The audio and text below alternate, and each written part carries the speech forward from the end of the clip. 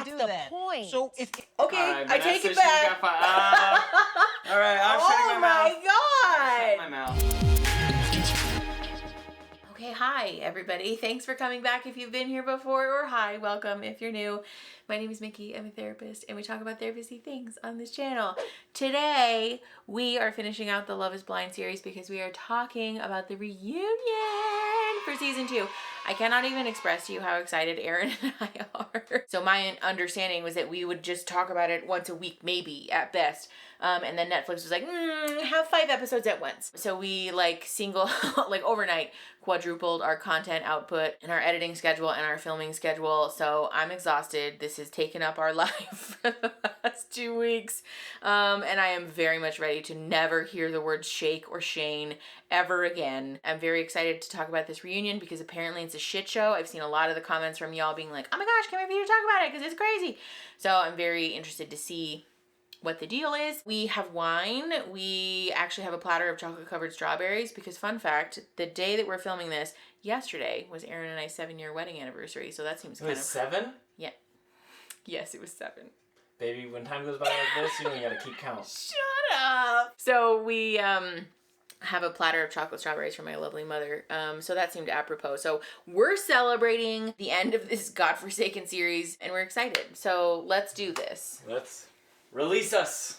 Woo! Movie magic. All right, baby. Take a hit of my vape stick really quick. Seriously though, once you do this enough times, it kind of takes the sting out of it a little bit. I'm not gonna lie. So you have to like stick it up your nose. Let's finish this. Cheers! Good for us. Good for us. Let's get into it. Take your napkin so that I I don't... have one already. Oh. Are those just for me? Yeah, you're a mess, so I give you extra. Honestly, you're not wrong. Thank you, my love. You're welcome. Anybody nervous? I think Okay, we got nervous. I think we all are. I'm nervous about how we get edited. That's what you're gonna lead If with? you're not problematic, I'm you gonna don't say get it edited on poorly. everyone's mind. So you know what? Then this is a good opportunity after a question to clear whatever area you want. Take this opportunity, okay? Your first... No. Okay, well, We're not supposed to fight, dude. Fight with Natalie or something. Come on. all right. So on that note, It's good to stand up for the right thing, though. Thank you, Shayne. You went straight to like a victim mode right away. I'm not a victim, baby. I know. Well, that's what you sounded like, though. Totally agree. If you're gonna say something, you're opening up the platform to be ridiculed. Fine. If that's the case, let me finish what I'm saying. we'll clear the air today. Trust me when I tell you, we got a couple sections dedicated to you, my friend. How Hi. you doing, buddy? He's like, it's coming. It's coming. I'm next. No, but a big moment for the viewers, I think, was when mistakenly thought Natalie was Shaina. Okay, I want to address that situation. Well, and I'm gonna first give of you the all, chance yeah. to, but as opposed to apologizing for that mistake, your response was to kind of turn around and just gaslight her. Yes, 100%. So, I mean, would you redo that moment? That was easily the biggest mistake I've made on the show. But I played victim card right away, and I tried to defend myself, and that was, that's, as a man, that's not what you want to do. I just felt personally like attacked, but because we're listening through a tiny little microphone through a wall, okay? Like, you hear it differently. But I definitely 100% regret, and I'm honestly ashamed the fact that I just went into straight attack mode. I really wish I would have just let her speak as she should have. Yeah, I mean, 100%. It's embarrassing about that. Yeah, it is. And I recognize it, and it's like, We all it's just, What is she gonna do with? I've done it. it was just a tough situation I was in, but it's no excuse for what happened to that. No, absolutely not. Well, I'm also curious, too, because in watching it back, It's not the worst. But I also noticed the way that you would flirt with Shayna. It was like, hey girl, what are you wearing? Every time, without fail. What are you wearing? What are you wearing? What are you wearing? Crop tops. Is that a different, you definitely had a different dynamic going on with both of them? Yeah, Is that 100%. Yeah, it was 100%. two things you were looking to explore, or one was like, listen, I'm having fun, and I get it. I didn't change my line last minute or anything like that. No, I wanted to explore both situations because they were both completely different. And it was I had to really figure out, which one, I guess. Anyway, we all have our preferences. This show is about finding love. It's not about finding a wife. It's not about rushing into something with It's literally about skipping, steps 3 through 20 to get to the end goal. Shake, that's the point of the show. yeah, I that's know. actually not what the show's about. Maybe that was the point of the show, but that's not the takeaway I had. And I think it's a very reasonable takeaway, if I may say Did you read the so. description before going on? You don't know what it is until you're there. You don't know what it is till you're there. So next time I will not be inhaling quite so hard. True life, Mickey's addicted to a Vicks Vapor Rub pen. Are you gonna be okay? Probably not. Are you gonna be okay? These pineapples are banging. I know, you're over there like... You can't eat pineapple either. No, I cannot. I am allergic. Do you need another napkin?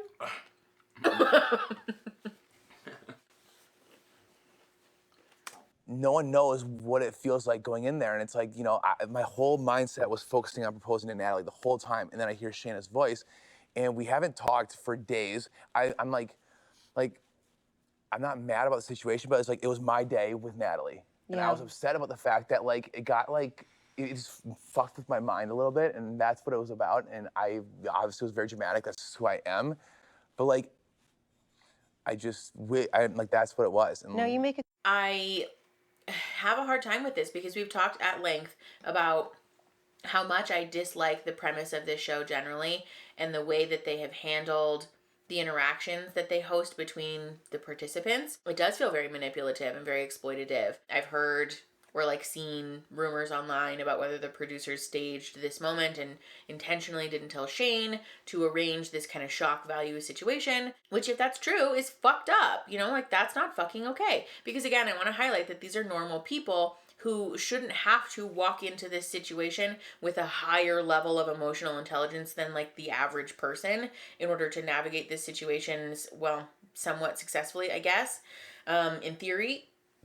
But also, the way that Shayne handled this situation is inherently deceitful and fucking hurtful. And so it's really frustrating for him to get on this reunion and sort of like, well, yeah, I should have handled it different, but also, like, it's not my fault. Like, it is, though, you know? I think it's very much one of those situations where, like, both things are true at the same time. And you know what? I actually never thought about your side of it until just now. Can we talk about the fact that why was that meeting even a thing, and why did that even happen? I wish I knew. I would be able to. Whose tell you idea that. was that? We're totally.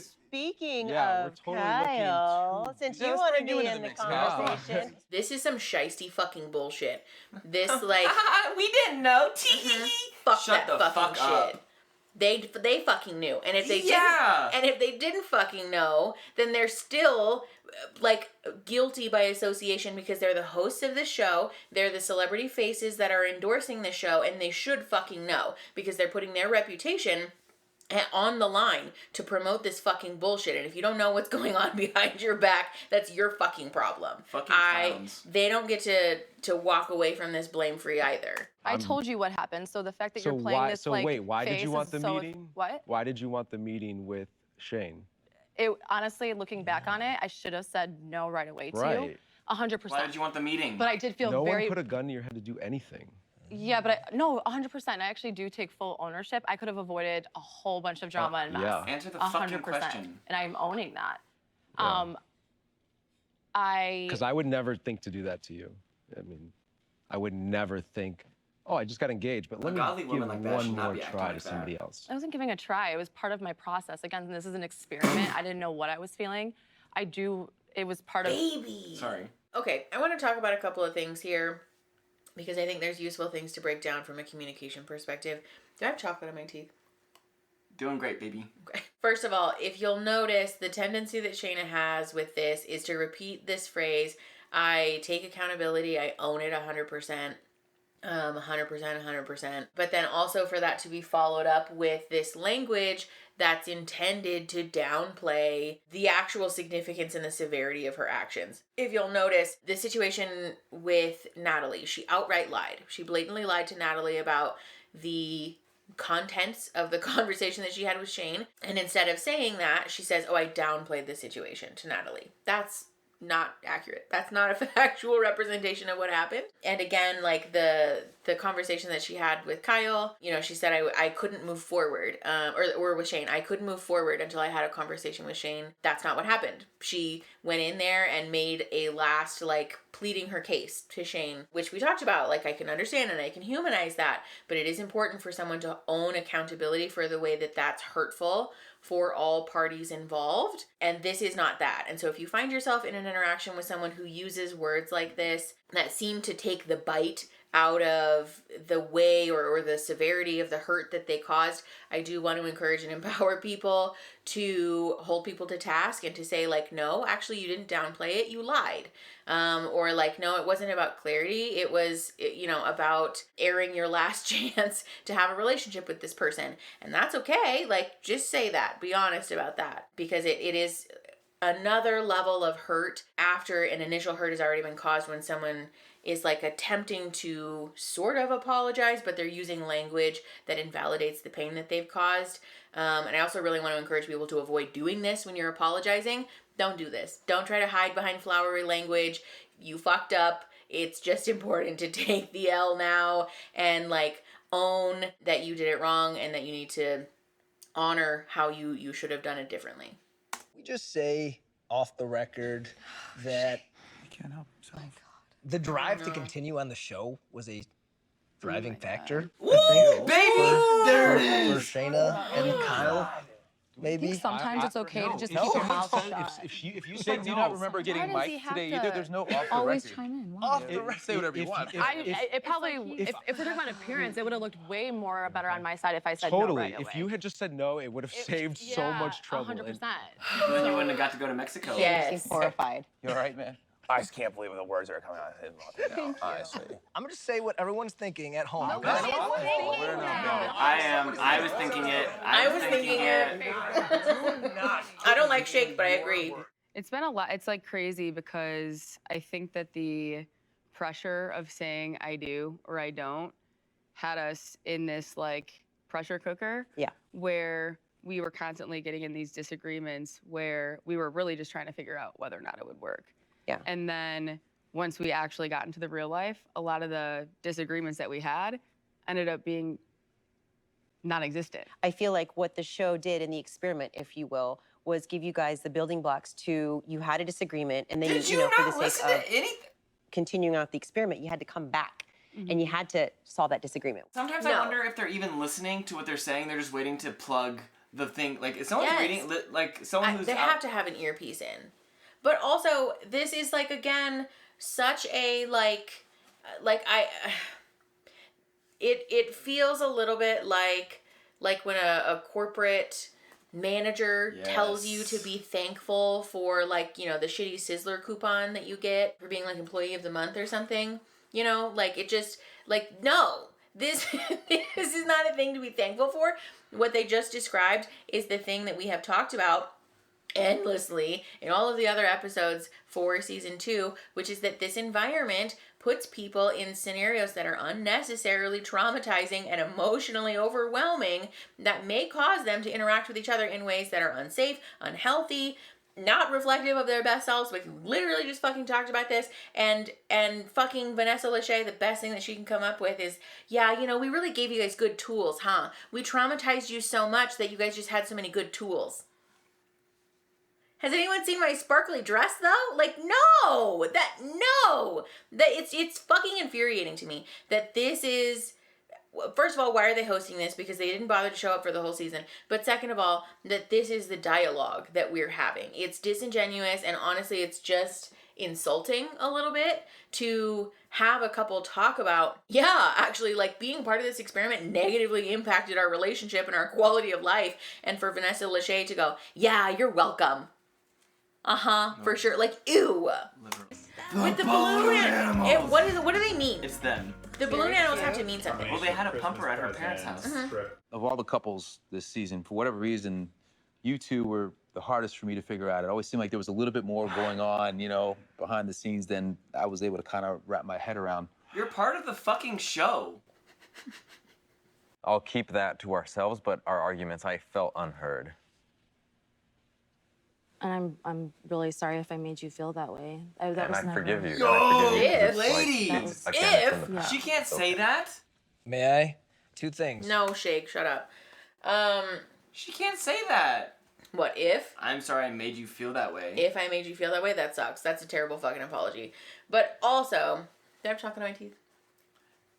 But also, I want to talk about the thing that Mallory just said, which is that like they seem to get along fine in the pods, but then after they tried to revisit their relationship outside of that, they just didn't really seem to have anything there, which I'm very curious if that's at all reflective of them being emotionally manipulated in this environment. I know that everybody disagreed with Shake when he said it earlier. I think probably because Shake is like easily the most unlikable person this season so far. But I don't know that he's necessarily wrong about the fact that wanting to continue on in the show and wanting to be one of the special people is a driving factor for people to choose to propose and to accept proposals, and that there is a lot of pressure. There's a lot of desire to conform and be one of the special people on this show. And that, I think, influences the way that people feel about themselves and each other and their relationships. And it just, I think, lends some authority to this idea that maybe this experiment is more so about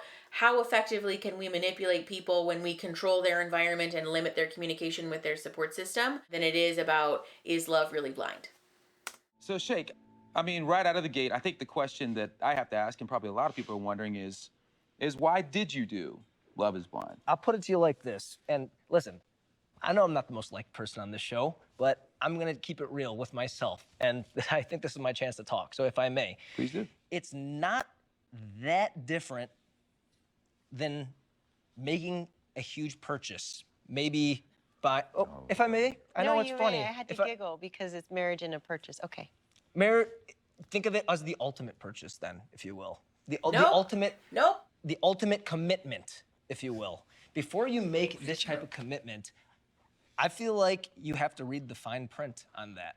So when we're in a situation where the stakes are so big, I want to make sure this thing works. I wanted more than anything for this to work. Did you though? And for me, that meant I knew at least a certain physical body type to get me in the ballpark. I'm not talking about she has to be 5'2", this. I'm talking about I want this shit to work. If I were to marry somebody and you know there was a big weight discrepancy, it would be very hard for me to get past that. And what I heard is that Shake is a short, scrawny, sad man who is embarrassed by the fact that he can't do the thing that tall, muscular, thick, big men can do to most women, which is make them feel small. That's what I heard.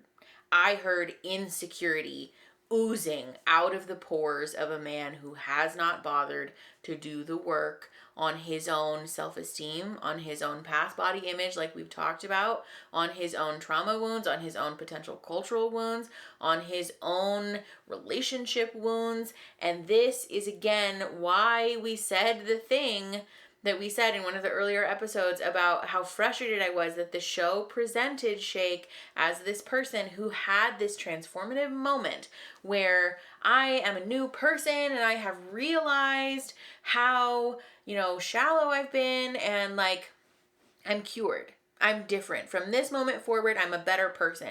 Surprise, he's not. Because the thing that is important when we have these moments of realization is that we continue to do the work and we continue to do the emotional processing that requires us to really cement the change in belief that comes along with this epiphany. Shake didn't do that. First and foremost, I think, hi, if you're new here, my name is Mickey. I'm a fat person and this is a fat positive space. I'm fundamentally frustrated and exhausted with men, especially men who don't bring anything to the table, making these statements about women as if they're objects or as if they owe men anything. Women don't owe men shit, and especially men like Shake. But this is also related to a deeper culture of fat phobia where people in larger bodies are systematically discriminated against. And I know that a lot of people are going to balk in the comments at me saying that, but this is factual and true and a thing that we're going to get into in another video where we're going to talk about body positivity and fat liberation and all of that stuff. But I just am eternally frustrated by people like this being platformed and given a voice to speak about this and given the opportunity to not only make someone like Deep D feel small and feel shamed and feel embarrassed on TV, but also for other people, other women and femme presenting people all over the world who watch this fucking show to feel shit on, to feel shame, to feel embarrassed, to feel less than, because someone like this, who has done minimal work, it seems, to unpack the epiphany that he made, that he admitted to on this show. It seems like he did very little work to cement that change after the show ended, and he feels that he has the right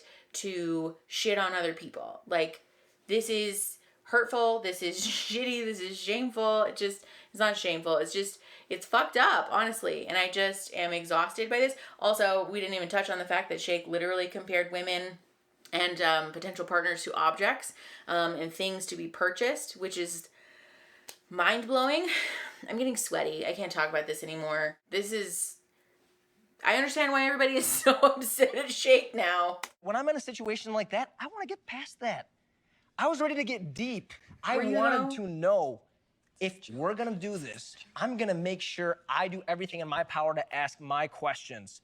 I want this shit to work. Nobody wanted it as bad as me, despite what you may think. This is the other thing that I wanted to talk about too, that we actually have talked about in the other episodes. Regardless of what the issue is, even if the issue hadn't been about... Thank you. Even if the issue hadn't been about potential body size, the presentation that we saw, or like the behavior that we saw, again, on a highly edited, very carefully curated version of the show, which again is not indicative of Shayne's core values as a person potentially, and may just be his behavior based on this very emotionally manipulative and exploitative environment. But it did seem like Shayne was committed to this pattern of, it's not working and it's not my fault that it's not working, and so therefore I'm not going to do anything to fix it. He complained endlessly about not feeling physically attracted, but then even when Shayne, of all people, gave him advice about how to work on this, there was no rubber to road. There was no moment that we saw where he seemed to make a concerted effort to unpack his own beliefs, to connect with his partner, to be intimate, to like make progress in the relationship, to voice this concern to his partner. We saw very little effort here, and it really, I think, begs the question about whether he saw her, realized that she wasn't his physical type, and said, oh, that's it. I'm just gonna ride this out. And maybe he told on himself a little bit with the comment earlier about wanting to go to Mexico. Maybe he decided, you know what, I want a free vacation. I want to be along for the ride. I want to be famous. I want the exposure. So I'll wait till we get to the altar and I'll reject her. I think at this point, especially again with the allure and the notoriety that this show has, I wouldn't be surprised if he had done that. I think you were on, if I may, Yeah. the wrong show. And what I mean by that is there are shows where they're based on their looks and if they have a connection. But what I'm saying is you need to open your heart to a bigger picture. Because at the end of the day, what if she's dismangled in an accident? What if she gains weight? What if she loses her hair, her legs, and her arms? Are you not gonna love her anymore? Different. I hope to God, if I'm dismangled, knock on fucking wood, this man stands by my side, and I know he will, because he loves me for me. So the problem I have, Shayne, is that you sat there and berated every single one of these women physically, and then went through the process with this beautiful soul over here, She's a beautiful all because soul. you wanted someone that you wanted to fuck. Not fall in love with. I didn't even do Not- that. I didn't even That's do the that. point. So Okay, I take Vanessa, it she's back. All right, I'm shutting my mouth. God. Shut my mouth. But Vanessa Lachey said all of the things that I don't feel comfortable saying because I'm supposed to conduct myself like a professional on the fucking internet. But wow. I don't disagree with her. And this is something that a lot of you have also mentioned in the comments, that Shayne seems very committed to this like thin beauty ideal, but when confronted about, you know, what if she gains weight? What if, you know, she were to become disabled or have an accident or blah, blah, blah. Oh, well, that's different. That to me is an indicator that this is purely fat phobia. if you think that's my goal, then you're you very just wrong. said that, babe. No, I didn't. Why don't you twisted that around. I as did. you- I'm sorry. I'm heated. Let me change the subject. No, Ladies. whoa. Change Oh, it's the still on you, subject. babe. It's still on you. If you don't Hold on, mind, let me ask. you I'm just curious. change the subject. Why did were you not, so the what you're looking for sounds to me like the conventional dating world. No, it's So, not. so what were you missing in the conventional dating world that you felt like you could find here? I want the emotional connection, everything that we know the show is supposed to do. But there's also certain criteria there that goes beyond the emotional connection. So here's the thing. I don't disagree with this because we talked about this before. It is okay for people to have likes and dislikes or feelings of safety or unsafety with partners based on physical criteria. That's understandable. However, when we behave in ways like this, where we say We have a strong emotional connection. However, I'm choosing to reject you because you don't meet this very specific criteria that's based on my discriminatory views about people in larger bodies or people with disabilities or people with this skin color or people from this culture. That's a fucking problem. And that's you shit. That's things that's important for us to own accountability, that I'm bringing this stuff to the table and it's my responsibility to unpack that, to work with that, or to respectfully and compassionately remove myself from this equation. Because again, if you are a person who feels like, you know what, this is just not a match, it's okay to voice that. But what's not okay is to emotionally manipulate someone for, I don't know how long this fucking experiment is, and then to rip the rug out from underneath them and then behave in ways and run your mouth after the fact about how it wasn't your fault and it wasn't your fault and it wasn't your fault. It is. We still have to own accountability for the way that our actions hurt other people. I actually watched this and I thought I started to see a change in you. There was. I really did. There's no change. There's absolutely I actually was like, oh shit, is he really looking inward? Is he really seeing maybe what his faults were and what he wanted and what he needed? I'm doubling down actually on the beginning. So so you were lying through the middle of the show? We all have our physical preferences. Listen, every woman here is beautiful. I think you're all beautiful. I'm not attracted to all of you. Unfortunately, the only one I'm attracted to is Vanessa. And you know, and I wish I wasn't. And I wish I wasn't. The point is, it's not a choice. And I've done nothing but berate you this entire time. That's a messed up relationship. That's what I'm saying. I don't want to. So let's be better. You don't choose. It's nature, baby. We're animals. We're animals. No, you treat animals. We're human beings. We're There's a big still difference. animals. Okay, and I Nick. see now why you don't treat human beings. This, I have such a hard time with this because, again, I want to honor his personhood and I don't want to character assassinate anyone. I don't think anyone's gonna argue with you if you assassinate him.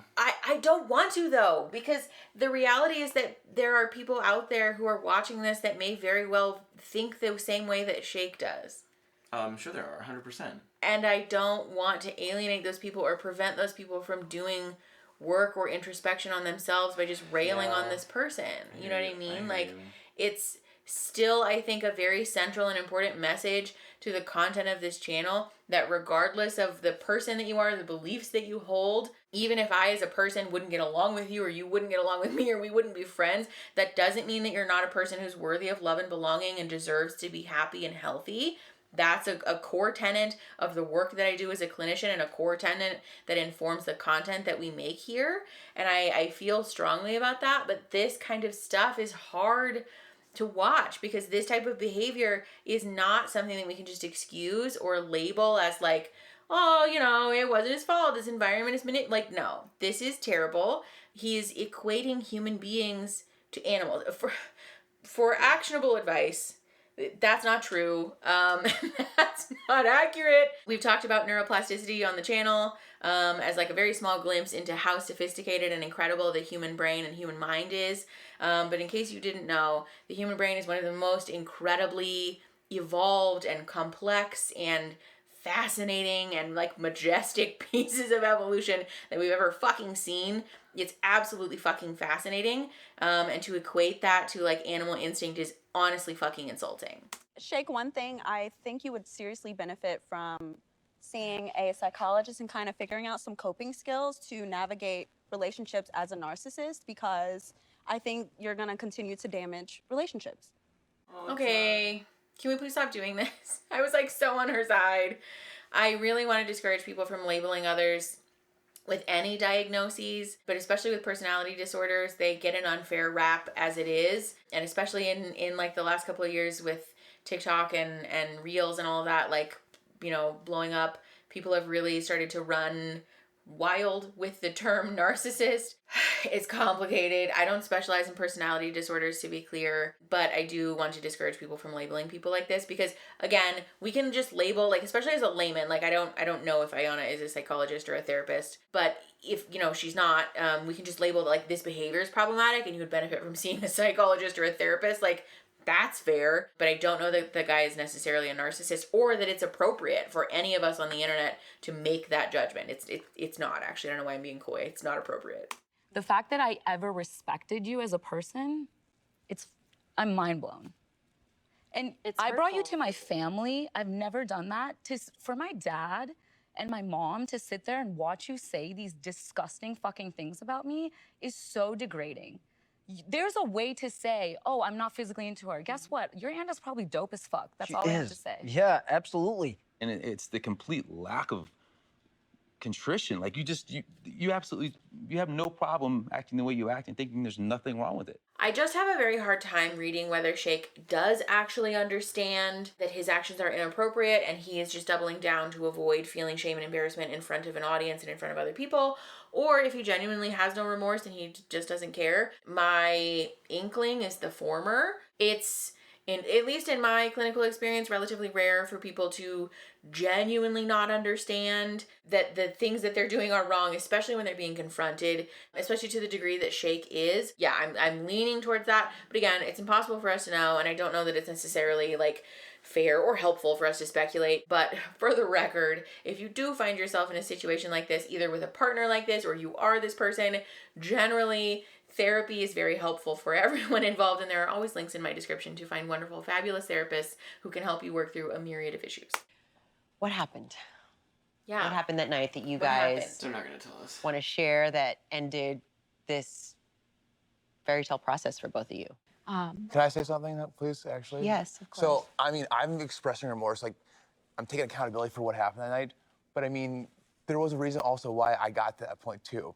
And you still have, you're kind of like pushing on the rug and making it seem like I'm like almost like the words that I use, like, they just didn't come out of nowhere. Okay, like you're still not, you haven't apologized, like kind of like your side of the story. You haven't owned up to like kind of like, you know, it was 100% my fault. I take most of the blame, yes, but like you're sitting there like saying, I just this and that. It's like, dude. I'm not putting the blame on you by any means. I understand that that anger came out from somewhere, like obviously something I've done to you or have like pushed you to that point. So I don't want it to seem like I'm just blaming it on you and those words came out of nowhere. What? I know that it came from a place of you being frustrated with me or me making you feel like you weren't enough. This is, okay. I want to be super clear. Even if your partner does hurt your feelings or upset you, it's not okay to say things like this, because this to me feels very much like I wouldn't hurt you if you didn't say these things to me, which is, you know, when we like distill it down to the source there, that sounds like a very abusive sentiment. And I don't want to label anyone in a particular way because I think that's unfair. Again, this is a highly edited TV show. We don't even have access to any of this footage. Like, this wasn't even filmed as far as I'm aware. And so I don't want to character assassinate anyone. However, this, you know, attitude of like, I know that I pushed you and you wouldn't have done this if I hadn't, you know, said this, that, or the other, like, I don't know. There's just some red flags that go up for me when partners do this, where they sort of shrink themselves and repeatedly apologize to their partner after their partner has wounded them, because I have some questions about whether Shayne has continued to gaslight her behind the scenes and cause Natalie to feel a sense of guilt about asking for her needs to be met, which is not appropriate. And I think, honestly, Natalie's right. Maybe this was for the best, and that there are some serious issues to be worked through here, because this is not an okay way to approach conflict resolution. So you don't feel bad for anything like you've done, like no apologies or anything that you think that you've seen? No, You see, this is not okay. You don't feel bad about anything that you've done. Of course she does. Of course she feels bad about some things that she's done. She's a human being. But the purpose of this comment is to shift the attention to the bad things that she's done, because no human being is able to sit there and say, no, I don't feel, other than Shake, I guess, is able to sit there and say, no, I don't feel bad about anything that I've ever done. I don't feel bad about anything. I've done everything right. And so the natural tendency, especially for women, because they hold less power and privilege in these interactions historically and statistically speaking, is the tendency to say, well, yeah, I know I've done this and that and the other, and then that's the immediate jumping off point for the partner with more privilege or more power in this encounter to then say, see, I told you so, and now all of a sudden we're talking about something that has nothing to do with the original hurt that's been caused. This is very manipulative and this is very hurtful. I understand it was mostly my fault, yes, but like, I'm not gonna be taken out to be just the bad guy of every situation that happened, okay? I'm owning up to some of the things I did wrong, and I admit that I'm a human being and I made mistakes. But like, I don't think in our situation there's a good guy or a bad guy. I know, and I hope think that we're that's what I want you to just- say. That's what I want you to say, because the way when you said it earlier was like just saying those words. I know you didn't mean it. You were angry, this and that. It's like, yes, but like you didn't say like I was a good guy there. Like I just want you to say those kind of things. I think this is a great example of something that we've talked about on the channel before, which is that this commitment that we sometimes have to viewing ourselves and to other people viewing us as a good person all the time can sometimes actually get in the way of our own self-development, because it's important and necessary for us to honor that sometimes we are the bad guy. Sometimes we are the problematic one. Sometimes we are the people who fuck shit up or hurt other people or did the wrong thing. And it's very important for us to learn how to hold space for the idea that I am still inherently a good person who has also behaved in ways that are very, very bad or very, very wrong. Those two things can be true at the same time. And so when we have this deep-seated fear about if I own up to this bad behavior, that makes me a bad person, it can get in the way of our ability to appropriately hold accountability for that behavior. And then it makes us bad at apologizing, at growing, at becoming a better person, a better partner. And it's just like a problematic belief. So I really want to encourage people to practice unpacking that, especially if you have a therapist. Practice unpacking that and working through this belief that it's possible for you to be a good person and also behave in ways that are bad, because it's necessary for our growth. Was that night the only thing that derailed what to that point it felt like a really, really kind of well-oiled machine, if you will? And it may have been indicative of things that have been building up, so I'm not suggesting. I'm just curious, like, you know, regrets are really, really powerful things. Do you look back on that and think, man, we were so close, we could have. It's like within our grasp, you know, did that night completely derail it? I just don't like thinking that way. Yeah. Yeah, that's. This also feels like a very inappropriate question to ask. Like, this isn't a therapy session. Nick Lachey does not have the fucking skill set, unless 98 Degrees really had some other degrees that I didn't know about. That was a sick-ass fucking joke. Good for me. Unless he has some qualifications that I don't fucking know about, he's not qualified to conduct a conversation like this, and it's also not appropriate for us to be, like, poking people's fucking open, fleshy trauma wounds on TV like this. Like, again, this just highlights the fucking issue with this show as a premise, as an institution, with Netflix as a company. Like, fucking all around bad vibes. It's literally the last thing I was going to say before I moved on to Ayana, so we don't have to talk about it. I'll ask Shaina. Hey, girl. There's nothing. Yeah, there's nothing. We were always just friends. There was nothing ever romantic afterwards. Or I actually didn't even, wasn't Oh, even, I know. I just wanted to know if he's y'all saw uncomfortable each 'cause I don't other. want him to think that it's taking away from your and Shayne's story. There was nothing like that. That's probably what it is. Yeah, there was nothing. It's just emotional. All right, guys, and now What's on to with a the couple who squinting? both said yes. Bothers the Ayana. fuck out of me. Yeah, congrats. Is the sun in there? How's it feeling? Married life has been fun. I mean, it's just been a compromise, ultimately. So I have been going out more, and he has been staying in more. So we're just constantly, like, juggling. I like to give her the opportunity to say no. I've learned that from friends, that if you give them the opportunity to say no, it's better versus just doing it. Very smart. Very smart. You're learning. See? Okay, I think this is like a healthy compromise. That's exciting to hear. I will say the one gripe that I have about this, though, is that Vanessa and Nick Lachey seem to be aware, and so I would assume then that the fucking producers and whoever the proverbial powers that be at Netflix are aware that the couples are experiencing discomfort after the show is over, where you're just kind of thrust back into the real world, which again just heightens my fucking frustration with the show, that they stick people into this very emotionally exploitative environment that's overwhelming, that's shitty, that's traumatizing, it's just like a lot, and then they're like, bye, get fucked, have a nice fucking life. Like, why? For what? Like, they made so much money off the backs of these people. You can't, like, toss in, like, a sprinkle of, like, 5 couples therapy sessions for the 2 fucking couples that you managed to keep together. Like, what the fuck? Maximum, that's, like, a couple grand.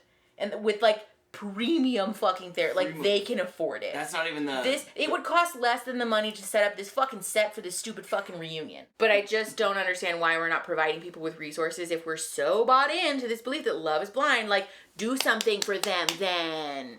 Sadly, this reunion is almost coming to an end. But before we go, we did have one final question for the group. No, please How no. do you know when someone is actually the one?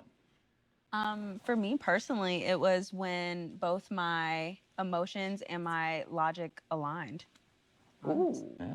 Jared? How do I respond after that? Jesus. Just say yes, ma'am. Yes, ma'am. I want to watch that. Now, in Love is Blind, you both know you want to get married before ever seeing each other.